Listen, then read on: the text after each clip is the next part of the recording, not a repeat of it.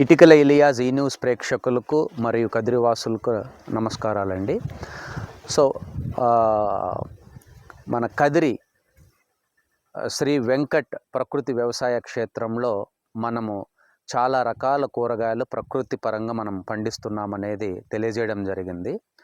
So ఇక్కడ మనం ఏమేం పండిస్తున్నారంటే బీర, నేతి బీర, కాకర, ముళ్ళంగి, చిక్కుడు, గోరు చిక్కుడు, బెండ,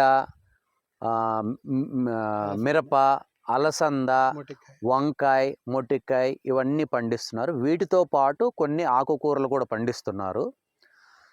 ఈ ఆకుకూరలు ఈ ప్రకృతి పద్ధతిలో పండించిన కూరగాయలన్నీ కూడా మనకు Rayalaseema naturals college circle Vemareddy circle నుండి ఫైర్ స్టేషన్కి వెళ్ళే రూట్లో లెఫ్ట్ సైడ్ రాయలసీమ న్యాచురల్స్ అనే సంస్థ ఉంటుందండి. అక్కడ అందుబాటులో ఉంటాయి.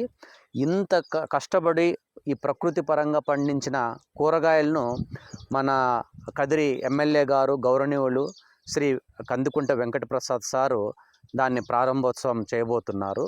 కాబట్టి మనకు గురువారం 11 తర్వాత నుండి ఈ కూరగాయలన్నీ అక్కడ అందుబాటులో ఉంటాయి. మీరు వచ్చి వాటిని తీసుకోవచ్చండి. ఇంత ప్రకృతి పరంగా సహజంగా ఎందుకు పండిస్తున్నామంటే ఈరోజు మనం గమనిస్తే బయట ఎక్కడ చూసినా కూరగాయలు లేదా పొలంలో నాటే ముందే గడ్డి మందుల నుండి స్టార్ట్ అయిపోతున్నాయి. విపరీతమైన మందులు వల్ల ఈ కూరగాయలు కలుషితం అవుతున్నాయి.